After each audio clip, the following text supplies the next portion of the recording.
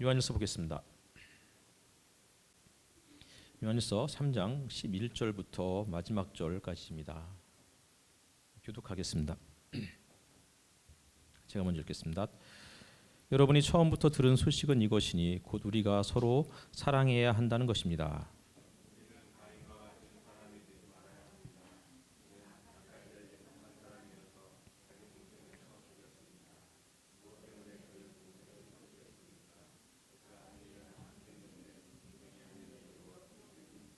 형제 자매 여러분, 세상이 여러분을 미워해도 이상히 여기지 마십시오.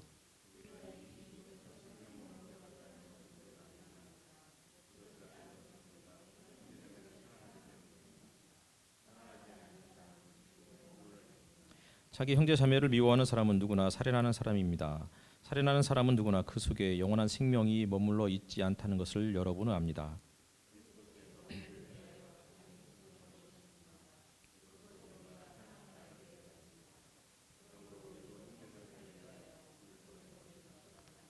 누구든지 세상 재물을 가지고 있으면서 자기 형제 자매의 궁핍함을 보고도 마음 문을 닫고 도와주지 않으면 어떻게 하나님의 사랑이 그 사람 속에 머물겠습니까?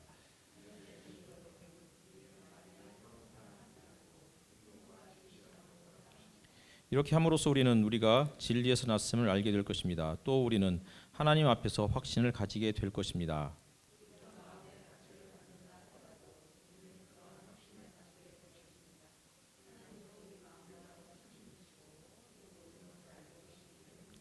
사랑하는 여러분, 우리가 마음의 가책을 받지 않으면 우리는 하나님 앞에서 담대함을 가지고 있는 것이요.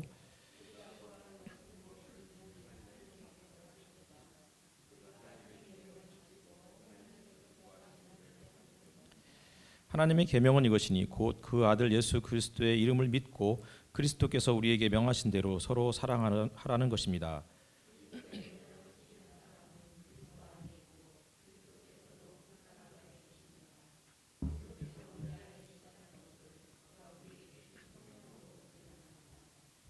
아멘. 반갑습니다. 반갑죠? 그렇죠? 예. 한 주간 평안하시죠? 보름 전이 우수였어요. 비가 내리고 이제 싹이 돋는 그 절기가 우수였는데, 근데 그 이후부터 날씨가 추워졌잖아요. 그래서 봄이 올려나 싶었는데 봄이 쭉 아까 왔더라고요. 엄마하고 왔죠. 예. 어쨌든 간에 내일이 경칩이에요. 우수와 경칩은 딱 보름 차이더라고요. 그러니까 보름 사이에 보름 전에는 이제 비가 내기 시작했고, 그리고 싹이 돋다가 이제는 땅 속에 있는 동물들이 겨울잠을 다 깨어나서 이제 땅 위로 올라오는 그러한 절기, 그게 경칩이에요. 오늘 예상 최고 온도가 15도래요. 오늘 완전히 봄인 거죠. 그래서 제가 이제 아침에 한 6시 반쯤에 이제 집에서 나왔는데 얇은 그냥 그 잠바 하나를 딱 입고 나왔어요. 근데 춥더라고요, 조금. 그래서 이제 비 오자마자 온풍기를 켜놓고 이제 그 카페로 가서 또 한 1시간 좀 앉아 있다가 이렇게 왔습니다. 어쨌든 간에 이제 진짜 봄이 오려나 봅니다. 오늘 어제는 이제 청소년부 MT를 떠나서 지금 이제 아마 거의 마무리하고 돌아오는 중일 것 같은데, 공주의 정안에 있는 밤으로 유명한 동네잖아요. 거기를 이제 애 셋을 데리고 갔어요. 근데 이제 애 셋을 데리고 애들을 또 그냥 빈손으로 갈 수 없으니까 이제 아이스크림 베스킨라빈스에 들려서 아이스크림 사가지고 딱 출발하려고 하는데 그 직원이 30분 안에 먹어야 된대요. 안 그러면 30분 뒤부터 녹기 시작한다고. 근데 이제 문제는 가다가 또 주의를 해야 되는 거예요. 근데 예상 시간이 1시간이었는데 막상 도착하니까 1시간 20분이 넘게 걸렸어요. 그래서 이거 아이스크림 다 녹았겠다 싶었는데 다행히 녹지는 않았고 대신 고기가 다 떨어졌더라고요. 그래서 목사님이 조금 남겨놓아서 우리 애 셋과 제가 나눠서 잘 먹고 아이들이 또 마음껏 뛰어놀고 마음껏 웃는 모습을 보면서 돌아오게 됐어요. 그러니까 교회에서는 보지 못했던 모습들이었던 것 같아요. 그러니까 교회에서는 항상 저쪽 구석에서 그냥 조용히 휴대폰만 쳐다보고 찌그러져 앉아 있었던 아이들이었던 것 같은데, 거기에서는 진짜 막 함께 막 그냥 방구석에 막 뒹굴고 웃고, 또 그 성은이하고 예은이는 거의 노인네처럼 할머니처럼 따뜻한 아래목에서 이렇게 누워 있더라고요. 그래서 할머니냐고 제가 이렇게 이야기할 정도로. 그런데 막상 또 이제 그 식사 마치고 나서 또 그 집회를 하는데 또 찬양도 잘 부르고 그 틈에 또 하율이가 같이 또 찬양 부르겠다고 앉아 있는 모습이 하도 웃겨가지고서 저놈이 다 누나들밖에 없으니까 좋아서 저기 있는가 보다 싶더라고요.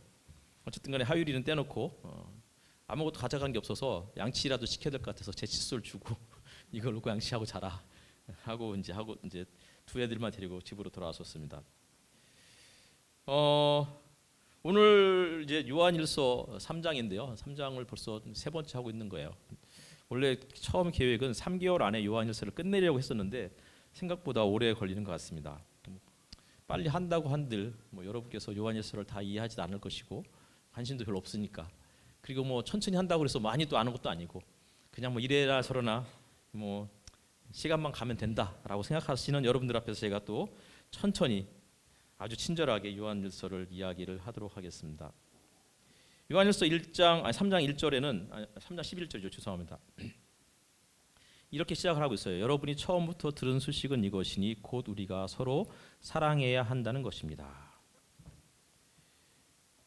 처음부터, 이 단어가 요한일서를 이해하는 데 굉장히 중요한 단어예요.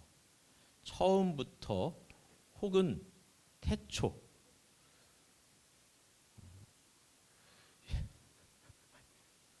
그냥 서서 오셔도 되는데 왜.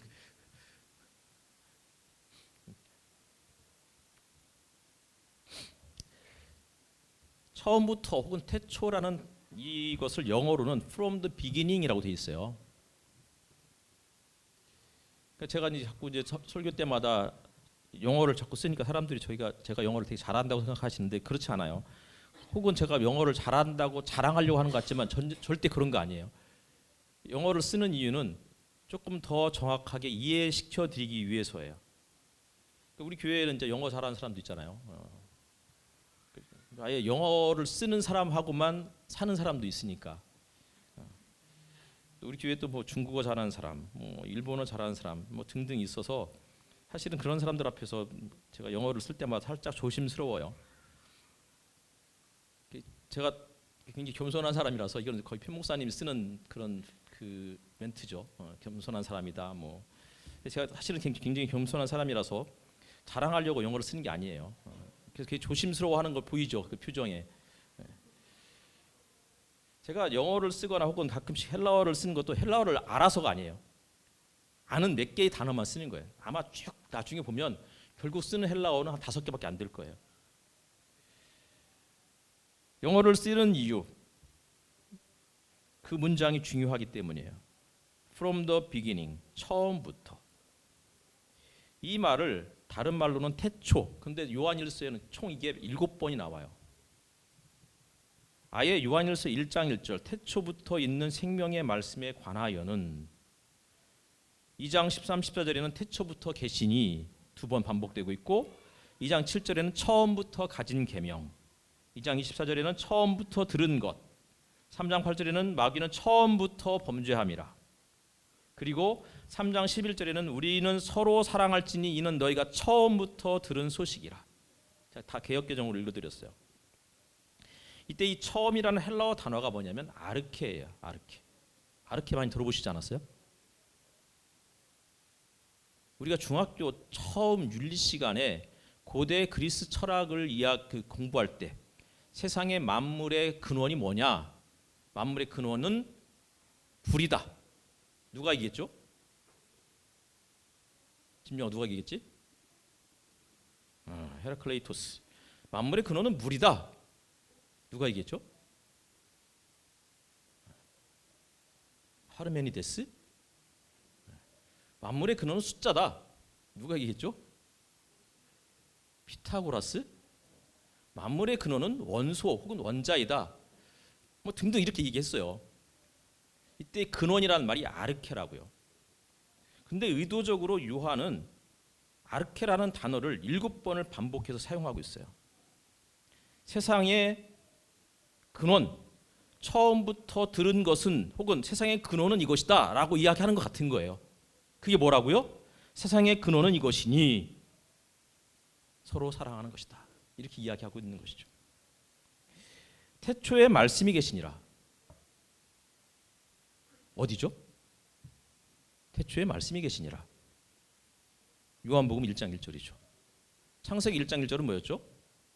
태초에 하나님이 천지를 창조하시니라. 다 똑같이 from the beginning, in the beginning 할 때 아르케라는 단어를 쓰고 있다는 거예요.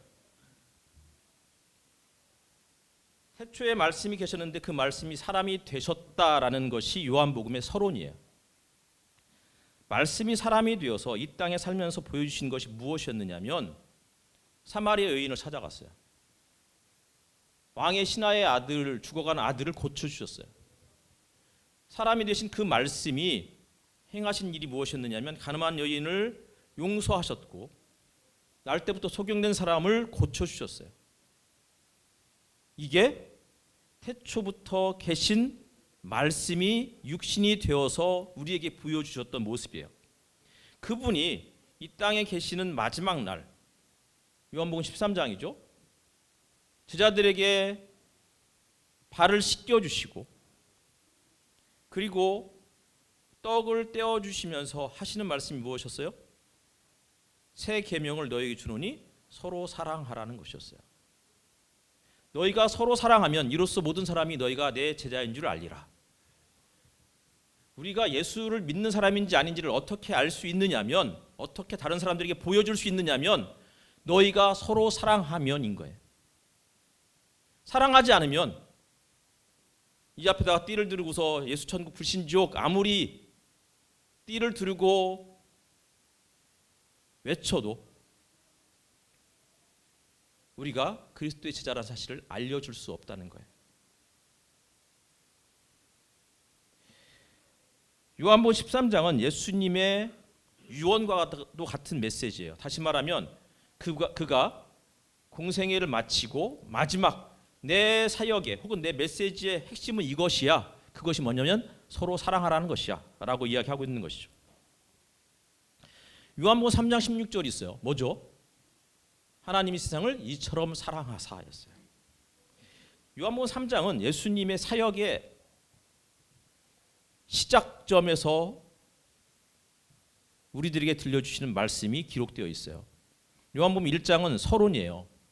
그리고 1장 하반절부터는 예수님의 제자를 부르는 과정들을 보여주고 있어요. 그러니까 1장과 2장은 예수님의 메시지가 드러나 있잖아요. 요한복음 3장에 가서야 예수님의 메시지가 길게 설명되어 있는 거예요. 다시 말하면 공생애의 취임 설교, 그게 요한복음에서는 3장인 거예요. 그리고 그것의 핵심은 요한복음 3장 16절인 것이죠. 창세기로 한번 가보겠습니다. 태초에 하나님이 천지를 창조하시니라. 선언이에요. 하나님이 태초에 아르케 때 세상을 창조하셨대요. 창조하신 이유가 뭘까요? 창조하신 이유는 1장 2절을 이해해야 우리가 이해할 수 있을 것 같아요. 1장 2절은 뭐죠? 혼돈과 흑암 그리고 물이 혹은 바다가 세상을 다 감싸고 있는 상황인 거예요. 고대인들은 바다는 혼돈의 장소였어요. 혼돈, 무질서, 카오스라고 그러죠. 그곳은 흑암의 장소이기도 했어요. 혼돈과 흑암은 곧 죽음을 상징해요. 그래서 세상을 창조하기 이전에 세상의 모습은 바다로 덮여 있는 거예요. 그때 하나님의 영이 물 위를 운행하셨대요.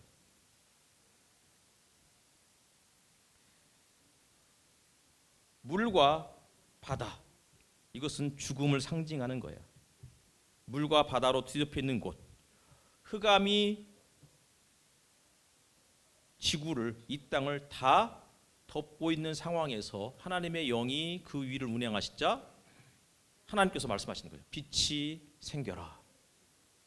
그러자 어둠이 물러가요.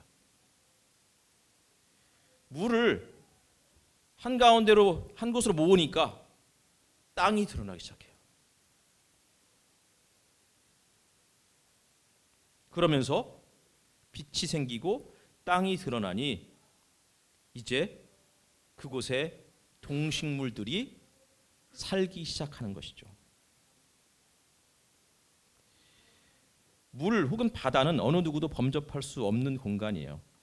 죽음이잖아요. 지금도 죽음은 그 누구도 넘어설 수 없는 그러한 영역이에요. 노아 홍수 때 세상이 다 물로 덮였어요. 땅에서 코로 숨쉬는 모든 것들은 다 그 숨을 거두고 말았어요. 다시 말하면 노아 홍수는 창세기 1장 2절 그때의 모습으로 다시 돌아간 거예요. 물로 덮여있던 세상에 하나님의 영이 수면 위를 운행하시자 물이 걷히고 땅이 드러났고 그 위에 각종 동물, 식물 그리고 나중에 사람이 출현했어요. 노아 홍수 때는 땅 위에 있는 모든 동물들, 특별히 코로 숨쉬는 모든 동물들이 숨을 거두었어요.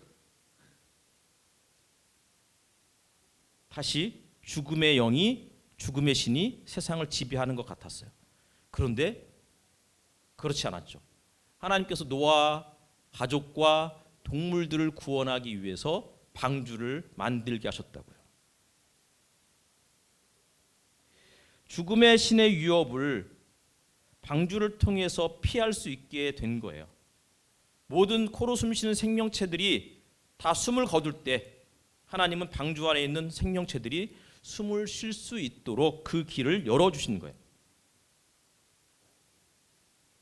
그리고 시간이 흐르자 하나님께서 강력한 동풍을 불게 하셔서 물을 말리기 시작하셨어요.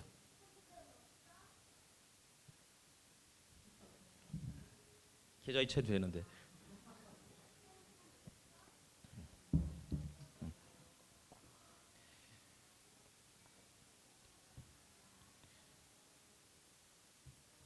동풍을 불게 하셔서 물을 말리셔서 땅이 드러났고, 땅이 드러났는지를 확인하기 위해서 처음에는 까마귀를 보내고, 땅이 아직 드러나지 않자 까마귀가 어떻게 해요? 왕래했어요.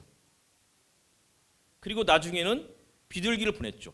비둘기 역시도 처음에는 왕래하다가 나중에 땅이 드러나자 돌아오지 않았어요.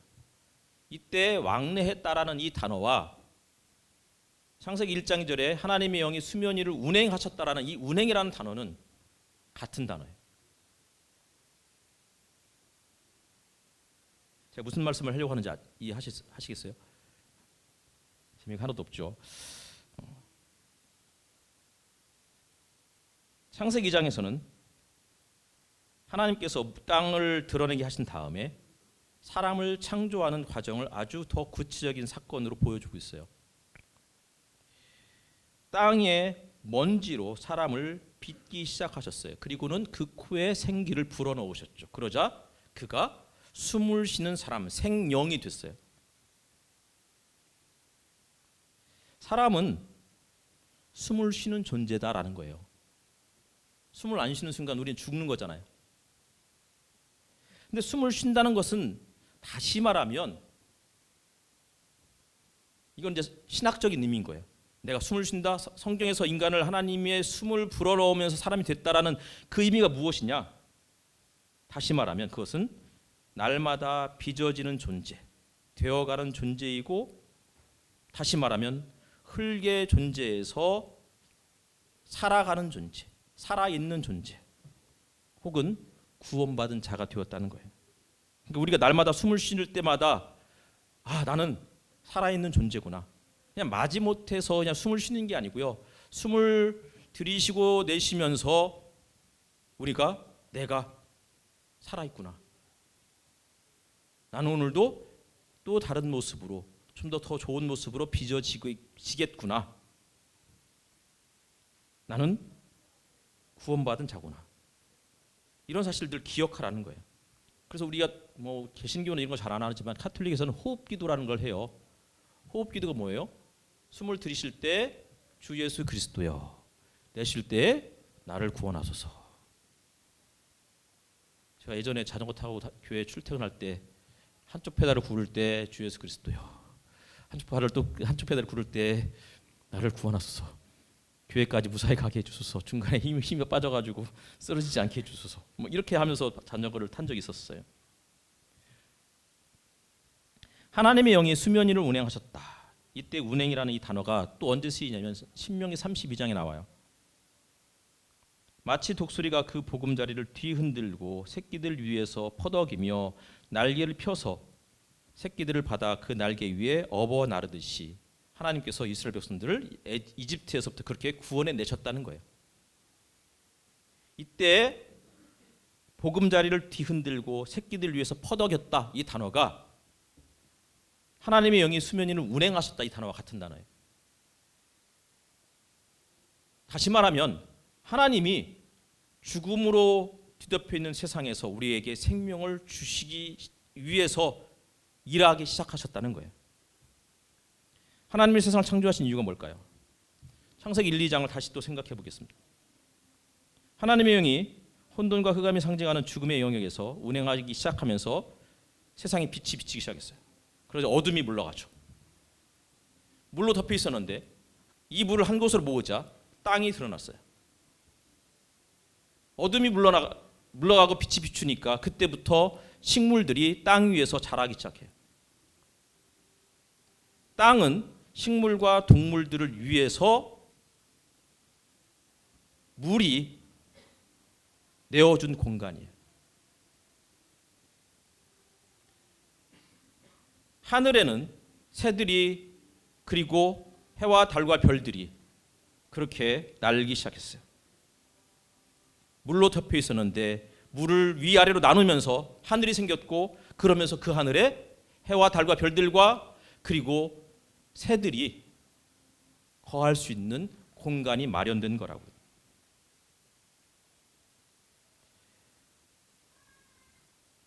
하나님께서 그리고는 자기를 닮은 사람을 창조하셨어요. 남자와 여자로. 남자를 먼저 창조하셨고 여자를 나중에 창조했으니까 하나님이 생각하시기에는 남자가 더 하나님을 닮았다라고 생각하는 게 옳을까요? 제가 애를 넷을 낳았는데 저를 가장 많이 닮은 애가 누굴까요? 네? 하임이. 갈수록 저를 닮은 것 같아요. 그렇게 믿고 싶은 거겠죠. 이쁠수록 나를 더 닮았구나. 어쨌든 간에 창세기 1장에서는 하나님이 남자 여자를 동시에 창조했다고 이야기하고 있고 2장에서는 남자를 먼저 창조하셨어요. 남자를 창조하신 다음에 하나님께서 아담을 어디에 두셨어요? 에덴에 두셨어요.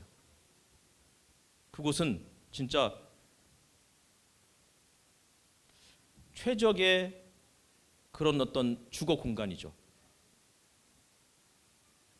물이 풍부하고 숲이 우거져 있는. 그리고 그럼에도 불구하고 아담은 뭔가 부족했던 모양이에요. 그러니까 하나님이 이제 아담이 홀로 거하는 것이 보기 좋지 않아서 어떻게 해요? 동물들을 만들기 시작해요. 동물들을 빚어주는 거예요. 그래서 각종 동물들을 만들어서 아담에게 데려왔어요. 그래서 아담이 이제 이름을 다 붙여주죠. 이름 붙여주면서도 아담이 뭔가 허전해. 그때에서야 비로소 하나님이 그를 잠재우시고 그의 옆구리에서 갈비뼈 하나를 취해서 여자를 만드셨어요. 그리고 하나님께서 여자를 데리고 오죠. 데리고 오자 아담이 탄성을 자아내요. 뭐라고 그래요? 이제야 나타났구나. 에덴이라는 최고의 주거 공간의 안정성 되게 중요해요. 그런데 그것으로 사람이 만족할 수 없는 것 같아요. 그리고 동물들을 막 잔뜩 데려와도 그것으로 뭔가 부족한 것 같아요. 그래서 그때까지는 아담이 말을 하지 않아요. 최적의 34평 아파트 이렇게 말하지 않았어요.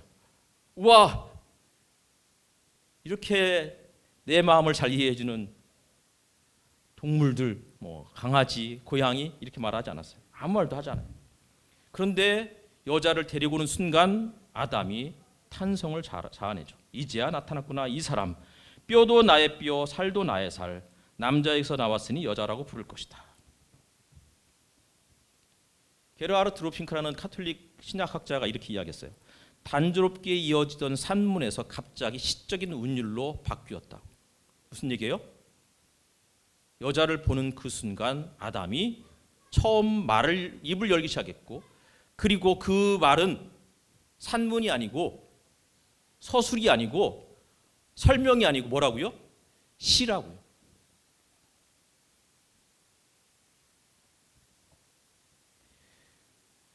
남자 옆구리에서 여자가 나왔어요. 남자가 더 우월하다는 얘기일까요? 유대인 주석학자가 이렇게 이것을 이렇게 설명했어요. 하나님께서 여자를 남자의 머리에서 창조하지 않으셨다. 여자가 남자를 지배하지 않도록 하기 위함이다. 하지만 또 남자의 발끝에서 여자를 창조하지도 않으셨다. 여자가 남자의 종이 되지 않도록 하기 위함이다. 그래서 하나님은 여자를 남자의 심장 곁에 있는 옆구리에서 창조하신 것이다. 여자는 남자 옆구리에서 나왔대요. 이 말은 누가 높고 누가 낮고 이것을 말하는 게 아니고 협력자 혹은 동반자라는 취지에서 그렇게 이야기했다는 거예요. 사람은 안정된 주거 공간이 필요해요. 근데 그것만 있어서는 안 돼요. 반려동물도 필요해요. 그러나 그것만으로도 부족해요. 사람이 처음으로 탄성을 자아내고 시를 말할 수 있는 그 시점은 누군가가 내 앞에 나타났을 때, 이제야 나타났구나 라고 하는 그 순간, 그때 비로소 우리는 말이 되는 거예요. 우리는 사람에서 인간이 되는 거라고.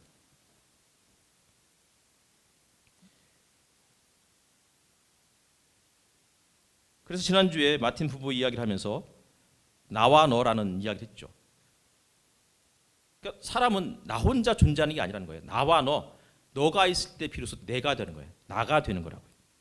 그래서 사람을 사이 존재, 사람과 사람 사이에 거하는 존재다라고 말씀드렸어요. 십자가에서 예수께서 옆구리를 뚫리셨어요. 그러자 그 옆구리에서 피와 물이 다 쏟아져 흘러나왔어요. 요한복음에서는 물과 피로 거듭나지 않으면 하나님 나라에 들어갈 수 없다라고 이야기하고 있어요. 또한 그 배에서 생수의 강이 흘러나리라 그래놓고 가로쳐놓고 뭐라고 했어요? 이것은 성령을 가리켜서 하신 말씀이다 이렇게 이야기하고 있어요. 옆구리에서, 예수 그리스도의 옆구리에서 새로운 창조가 시작되었어요. 첫 번째 아담의 옆구리에서 하와가 나왔다면 새 아담, 두 번째 아담인 그리스도의 옆구리에서 새로운 하와인 교회가 탄생했던 것이죠.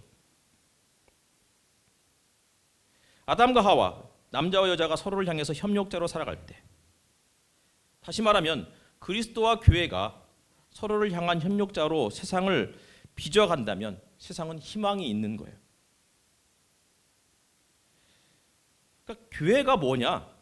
교회는요, 어둠이 물러가고 어둠이 빛에게 자리를 내주고 물이 땅에게 자리를 내주고 땅이 식물에게, 동물에게, 하늘이 해와 달과 별들과 새들에게 자리를 내주듯이 교회는 누군가에게 자리를 내어주는 공간인 거예요.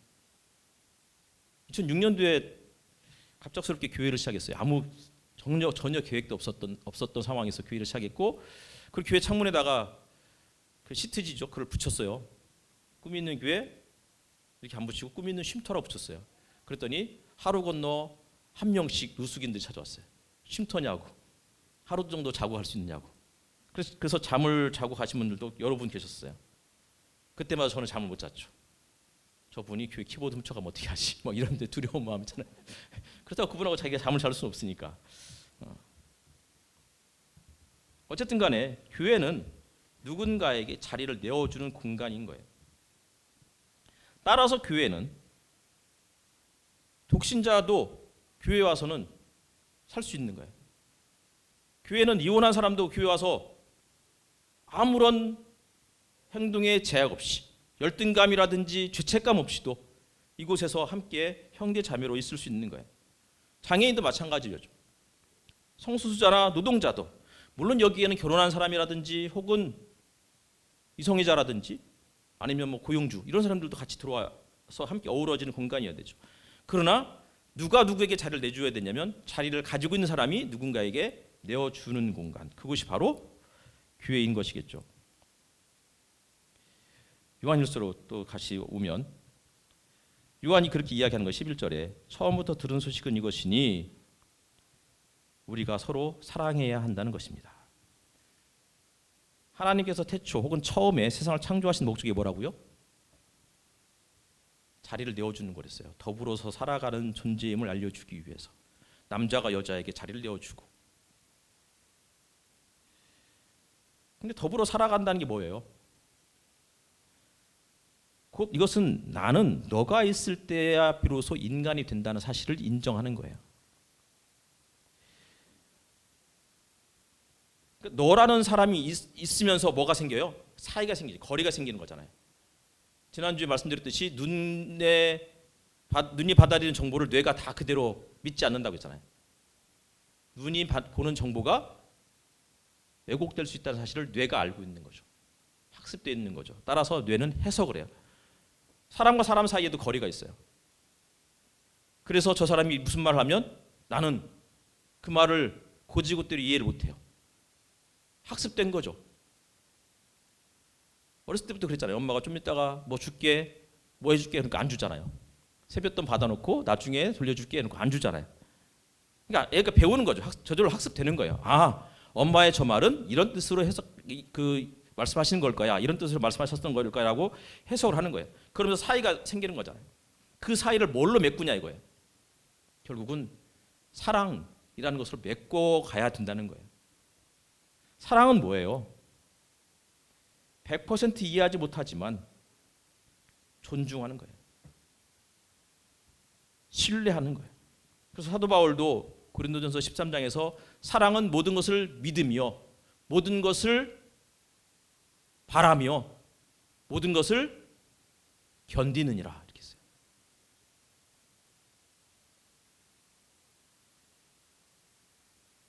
그게 하나님께서 세상을 창조하신 이유인 거예요. 더불어 살아간다 이 말은 사랑하면서 살아가야 된다는 거예요. 태초부터 계신 말씀이 사람이 되셨고 그분이 이 땅에서 가르치셨던 몸소 보여주셨던 것도 사랑이었던 거잖아요. 그러니까 요한은 계속해서 그것을 머리에 염두에 두고서 이 글을 쓰고 있는 거라고요. 태초부터 계신 그것, 처음부터 있었던 것은 다시 말하면 세상의 본질 아르케는 서로 사랑하라는 것이다. 그리고 12절이죠. 가인이 등장해요. 요한일서에서 유일하게 구약에 대한 구약의 내용을 언급하고 있는 부분이에요. 처음 언급하지만 그러나 요한은 처음부터 끝까지 구약의 내용들을 마음에 두고서 글을 쓰고 있는 거죠. 가인이 어떤 사람이죠? 동생을 죽인 사람이에요. 왜 죽였죠?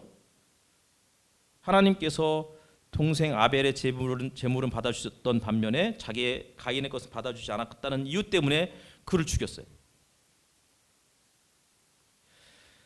그게 창세기 이야기라면 요한 일서의 이야기는 가인이 악한 자에게 속해 있기 때문에 동생을 죽였다라고 이야기하고 있어요. 악마에게 영혼을 팔았대요. 악마의 노예래요. 근데 그런 이야기를 하고 싶었던 걸까요? 그게 아니고요. 가인이 동생을 죽인 것을 보니 혹은 가인이 동생을 미워한 것을 보니 그는 악마에게 속한 사람이었구나 라고 그 이야기를 하고 있는 거예요. 악마에게 속했으니까 죽인다 이게 아니고 네가 이런 행동을 한 걸 보니까 이렇더라 이 이야기를 하고 있는 거라고요. 무엇으로 그리스도인 됨을 보여주겠어요? 그래서 우리는 옛날부터 요한복음 1장 12절 막 외웠어요. 그런데 요한복음이 우리에게 하고 있는 이야기는 그게 아닌 거예요. 서로 사랑함으로써 그리스도인 됨을 보여주라는 거예요. 그것만 제시하고 있어요. 그것만.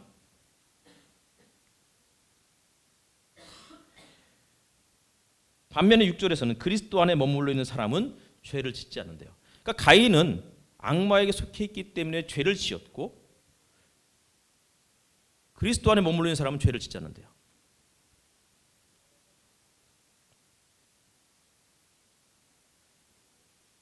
그리스도 안에 머물러 있다. 악마에게 속해 있다.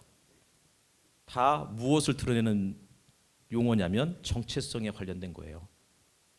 소속감. 내가 어디에 소속되어 있느냐. 다시 말하면 그리스도인이라면 인 거예요. 그리스도의 안에 머물러 있다면 어떻게 하라고요? 사랑하라는 거예요.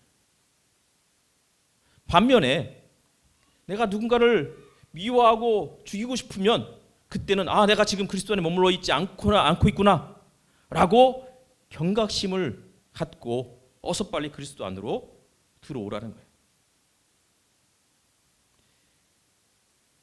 세상은 가인의 영역이에요. 세상은 어둠의 영역이에요. 세상은 미움의 영이 지배하는 공간이에요. 창세기 1장 2절 흑암이 깊음 중에 있고 흑암이 깊음 중에 있고 그때 세상을 그냥 방치하신 것이 아니고 하나님의 영이 그 위를 운행하셨어요. 홍수로 세상이 다 끝나버렸다고 생각했는데 세상의 한가운데에 죽음의 한복판에 생명의 방주가 떠있고 그리고 물이 영원히 죽음이 영원히 가시지 않을 것 같았는데 하나님의 영이 하나님의 강풍이 물을 말리기 시작하면서 사람이 살아갈 공간, 숨을 쉴 수 있는 공간이 마련되기 시작했어요.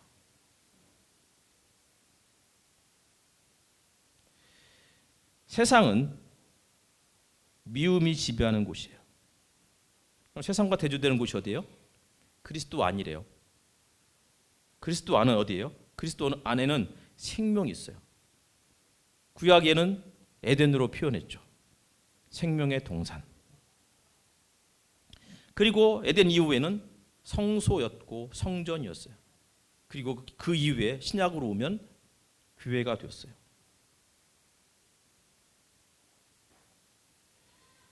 14절을 보니까 3장 14절을 보니까 우리가 이미 죽음에서 생명으로 옮겨갔다 이렇게 이야기하고 있어요. 죽음이 어디예요? 세상이에요. 어두움과 미움과 혼돈의 공간. 이곳을 벗어나서 이집트에서 탈출해서 홍해를 건너서 새로운 땅으로 이동했다는 거예요.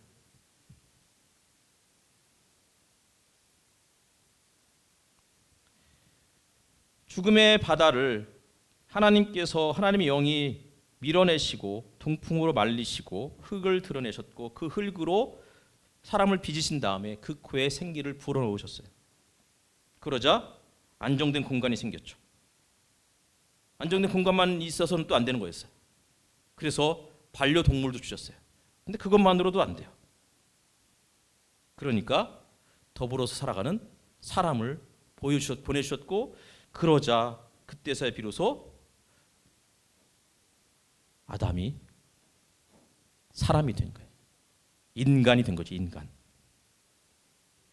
그런데 가인은 자기의 동생을 협력자, 동반자로 생각하지 않고 경쟁자 혹은 자기가 마땅히 지배하고 짓밟아야 할 대상으로 생각했던 것이죠. 요한복음 5장 24절 말씀. 내가 진실로 진실로 너에게 이르노니 내 말을 듣고 또 나 보내신 이를 믿는 자는 영생을 얻었고 심판에 이르지 아니하나니 사망에서 생명으로 옮겼느니라. 예수를 믿는 게 뭐예요? 내 말을 듣고 나 보내신 이를 믿는 자. 이때 믿는 게 뭐예요? 그런 사람이 영생을 얻었대요. 영원한 생명이 뭐예요?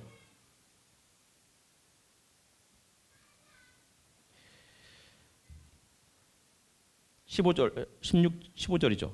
자기 형제 자매를 미워하는 사람은 누구나 살인하는 사람입니다. 살인하는 사람은 누구나 그 속에 영원한 생명이 머물러 있지 않다는 것을 여러분은 압니다. 믿는 거는요, 사랑이라고 그러잖아요. 모든 것을 믿으며. 그러니까 우리가 왜 교회 다니죠? 왜 예수 믿으세요? 지옥 가기 싫어서. 그래서 찾아봤어요. 성경에 지옥이라는 단어가 몇 번 나오나. 총 13번 나오더라고요. 구약에는 한 번도 안 나오고 신약에만 나오는데 특별히 복음서에만 11번. 그리고 2번은 베드로후서와 야고보서에만 나와요. 요한복음에는 그리고 특별히 이제 그 11번이 내 지옥이라는 단어가 나오는데 공간복음서에만 나와요. 요한복음에는 안 나와요. 왜 요한복음에는 안 나올까요? 요한이 하고 싶은 이야기가 뭘까요? 사랑하면 그것이 바로 하나님의 나라이고 미워하면 그것이 바로 지옥이다. 이런 얘기를 하고 싶지 않았을까요? 그냥 제 유추인 거예요. 단테 신곡의 지옥편에 그 앞에 지옥 입구에 뭐가 쓰여져 있다고요? 이곳에 들어오는 자는 영원히 모든 희망을 버릴지어다. 지옥은 희망이 없는 공간이에요. 언제 희망이 없어지죠? 사람이 지겨워지기 시작했을 때. 죽이고 싶도록 미워지기 시작했을 때. 그때부터 희망이 사라져요. 그때부터 내가 머무는 공간은 생명의 공간이 아니고 죽음의 공간. 내가 머무는 곳은 사랑이 충만한 곳이 아니고 미움이 충만한 곳으로 바뀌게 되는 것이죠. 그래서 요한이 이렇게 이야기하고 있는 것 같아요. 15절 보니까 자기 형제 자매를 미워하는 사람은 누구나 살인하는 사람입니다. 살인하는 사람은 누구나 그 속에 영원한 생명이 머물러 있지 않다는 것을 여러분은 압니다. 16절 그리스도께서 우리를 위하여 자기 목숨을 버리셨습니다. 이것으로 우리가 사랑을 알게 되었습니다. 그러므로 우리도 형제 자매를 위하여 목숨을 버리는 것이 마땅합니다. 목숨을 버린다. 내어주는 거예요. 내 공간을 내어주는 거예요. 어둠이 빛에게 공간을 내어주고 물이 땅에게 공간을 내어주고 남자가 여자에게 공간을 내어주면서 탄성을 자아냈듯이 우리가 우리의 생명의 일부를 누군가에게 내어주는 거예요. 그리고 목숨처럼 여기는 그 재물을 함께 나눌 때 자기 형제 자매의 궁핍함을 보고도 마음 문을 닫고 도와주지 않으면 어떻게 하나님의 사랑이 그 사람 속에 머물겠습니까? 내 생명만큼 소중한 내 물질과 시간 이것을 함께 나눌 때 비로소 우리는